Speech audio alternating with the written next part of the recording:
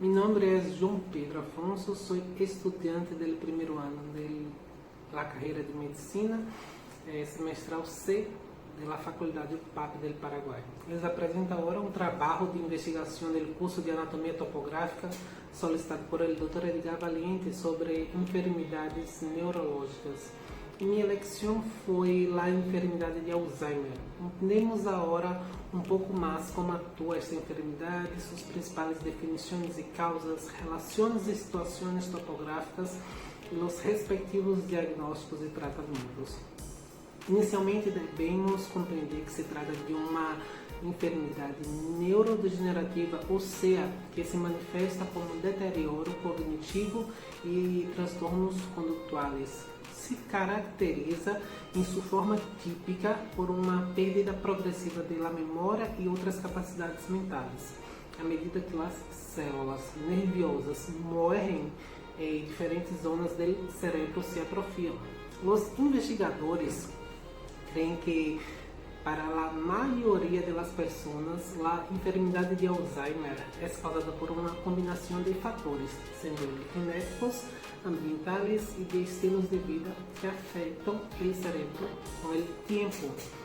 Se desconoce a causa do Alzheimer, pero seus efeitos deixam fortes marcas no paciente. Suele afetar a população anciana, aunque se reportam casos em jovens. Os científicos já han logrado identificar um componente genético do problema, só que, infelizmente, estão lejos de uma solução. Para compreender melhor sua localização anatômica e relação anatômica, veamos esta imagem. A imagem da esquerda é uma vista lateral do exterior do cérebro, que mostra os lóbulos principais e as estruturas do talho cerebral. Já a imagem da direita é uma vista lateral, que mostra a ubicação do sistema límbico dentro do cérebro. O sistema límbico consta de várias estruturas, como podemos ver na imagem. ¿Sí? O hipocampo, por exemplo, é uma das primeiras áreas afetadas por a enfermidade de Alzheimer. À medida que esta enfermidade avança, o dano se estende através dos lóbulos. Desde o ponto de vista macroscópico, um cérebro com Alzheimer não apresenta nenhuma característica lo suficientemente específica para diferenciá-lo de forma inequívoca de um que haya sofrido um processo de envelhecimento normal. Se observa habitualmente uma atrofia moderada das áreas de associação frontotemporales que respeita de forma característica as áreas primárias motora, visual e sensitiva. É bastante comum também encontrar uma perda do tecido cerebral que determina um agrandamento dos ventrículos. No obstante, uma atrofia seletiva também do hipocampo, acompanhada de uma dilatação predominantemente do asa temporal do ventrículo lateral, se é mais específica do Alzheimer, encontrando-se rara vez em cérebros normais.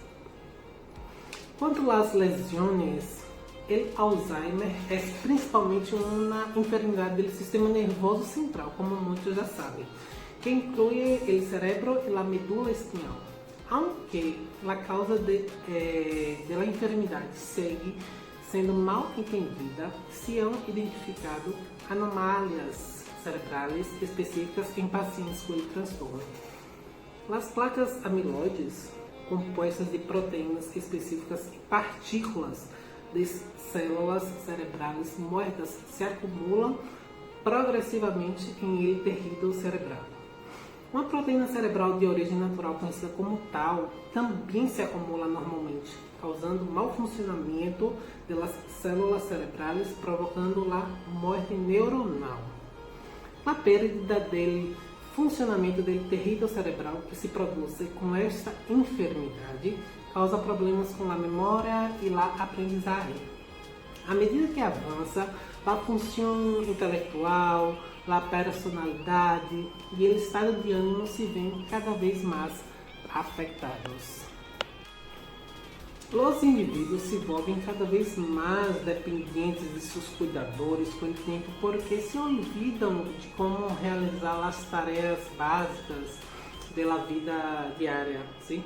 Com a enfermidade em sua última etapa, o enfermo perde seu sentido de eu e das circunstâncias presentes.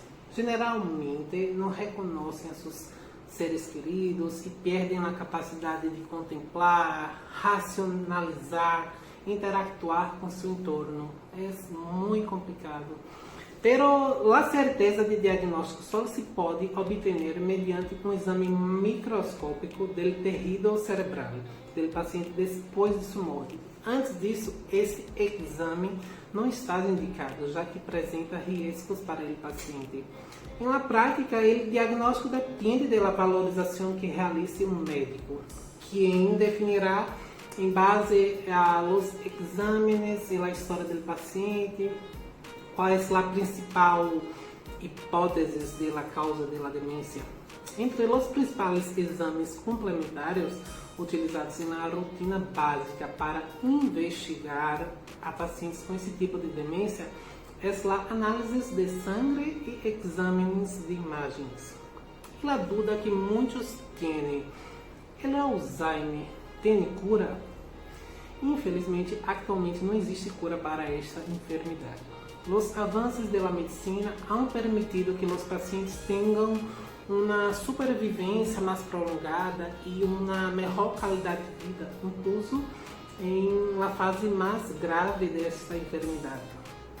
Já há alguns medicamentos, sim, que podem ajudar a controlar ou retrasar seus sintomas durante algum tempo, especialmente em las primeiras etapas da enfermidade, como a galantamina, por exemplo. É bueno ter em conta que estes medicamentos não previnem a progressão da enfermidade. Estes medicamentos para demência têm algum uso em la etapa inicial, que só podem mitigar ou retrasar os efeitos. Os tratamentos têm como objetivo paliar os sintomas existentes, estabilizá-los ou ao menos permitir que uma boa parte dos pacientes tenham uma progressão mais lenta da enfermidade. Alguns tratamentos ajudam a controlar a agitação, a depressão e os sintomas psicóticos que são muito frequentes, como alucinações ou delírios, que podem ocorrer durante a enfermidade quando ela progressa. Sim? Em resumo, estes foram os principais dados investigados sobre essa patologia. Espero haver aportado informação válida ao conhecimento de todos. Agradeço a atenção e hasta uma outra oportunidade.